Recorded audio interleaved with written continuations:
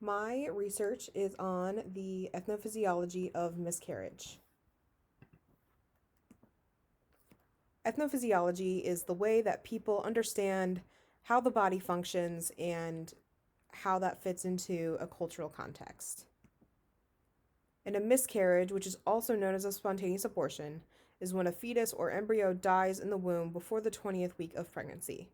This differs from a stillbirth because stillbirths take place after the 20th week of pregnancy. My literature review looked at 5 articles. This is the first one, and it's called Reproductive Desires and Disappointments by Linda Ray Bennett. And I cannot pronounce that name, and I'm very sorry to that person. But in this study, the anthropologist looked into the reproductive disappointments in a wide range of settings, including the US, Europe, and Africa. Reproductive disappointments included infertility, loss of pregnancy, and any other unwanted pregnancy outcome that a person carrying a child may face. The authors outlined women in post communist Romania who experienced a miscarriage felt that the disappointment of losing a child was exacerbated by social institutions like the church, their healthcare system, and the government, as well as their community's overall, quote, culture of duplicity. This article, called Metrics of Survival, Post Abortion Care, and Reproductive Rights in Senegal by Siri Su, focused on using information gathered during ethnographic fieldwork in Senegal during 2010 and 2011 to illustrate how healthcare workers in Senegal, where abortion is illegal, can provide individuals with abortion care by selectively documenting a case as being either a spontaneous abortion rather than an induced abortion in order to protect a woman from criminalization. Some of the healthcare providers admitted to considering all cases of abortion that come into their clinic spontaneous, regardless as to whether or not the person had intentionally induced it. The cultural implications of having an intentional abortion in Senegal and other countries with similar laws limiting reproductive freedom result in the inaccurate reporting of health outcomes relating to pregnancy. Surrogate losses, understanding of pregnancy loss and assisted reproduction among surrogate mothers by Suza Burend, expresses the experience of loss of pregnancy by a surrogate to the intended parents. Surrogates expressed feeling a sense of responsibility for the fetus's well being, since it's often viewed that the intended parents have already suffered a loss through a failure to successfully conceive their own child. The loss of pregnancy of a surrogate feels like insult to injury. There are cases where a surrogate will experience the loss of a pregnancy and the intended parents will cease all contact with the surrogate after receiving that information. Chromosomes and Communication, The Discourse of Genetic Counseling by Raina Rapp.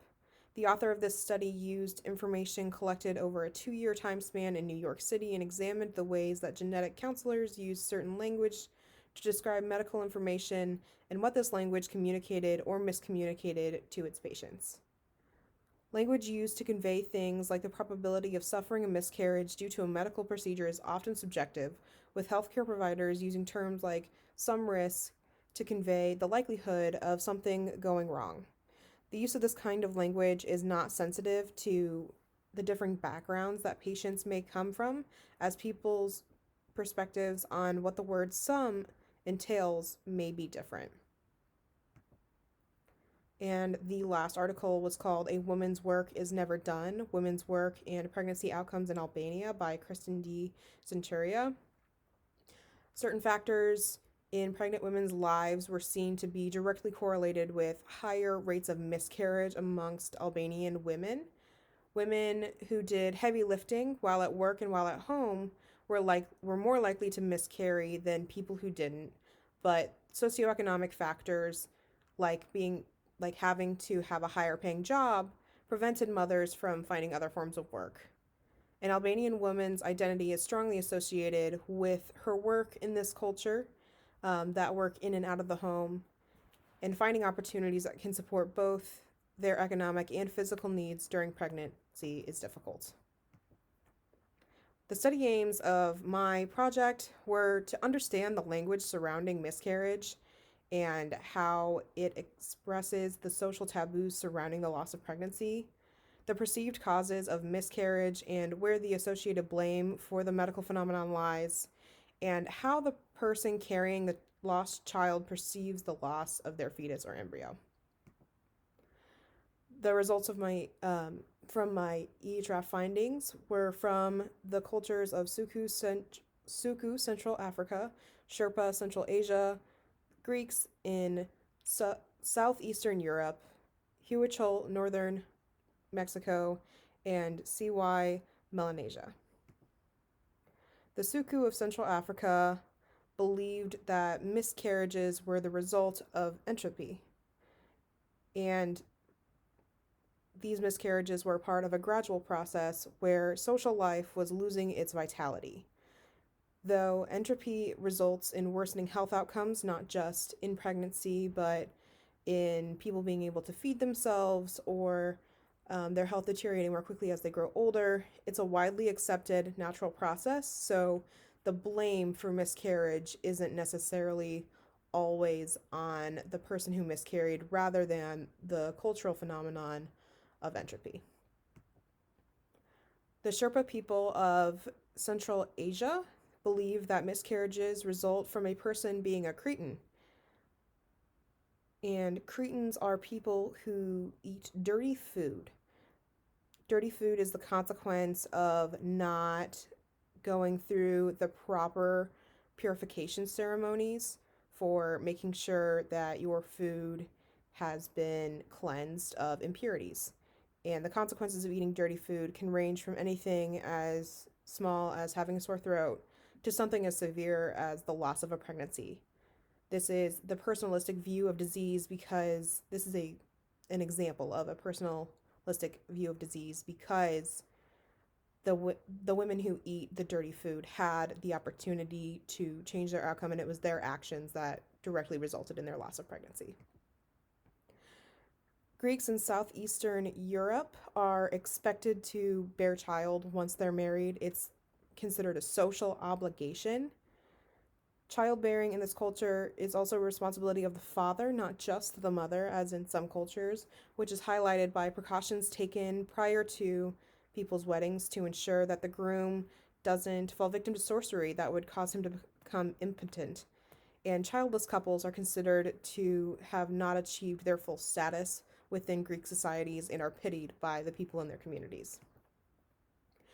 Huichol people of northern Mexico, Panye Iwetsi is what people call miscarriage or premature births in this culture, and those are most commonly believed to be caused by a curse on the pregnant mother by the soul of a deer. The reason behind this curse is not explained within the HRF findings, but this could be the result, but this could also have been a result of the pregnant mother ingesting too much peyote during a spiritual practice, which was highlighted during the HRF.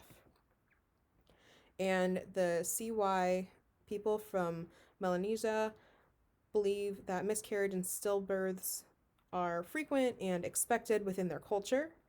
People are prone to attacks by malicious spirits that make up most of what they call the spirit universe.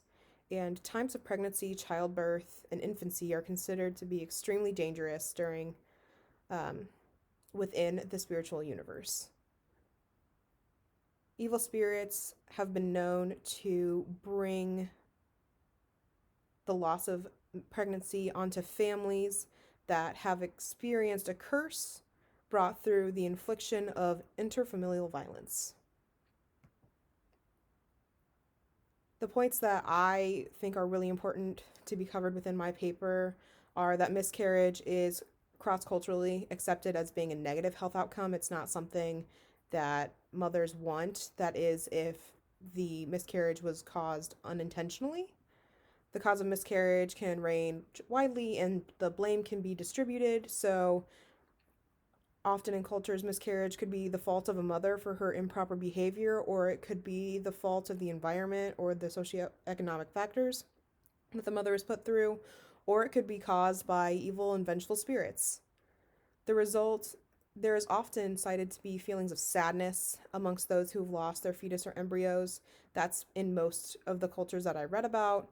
And drastic measures are taken to prevent um, miscarriage or just to bear child in general, whether that be through the most natural approach or through things like surrogacy or spiritual intervention.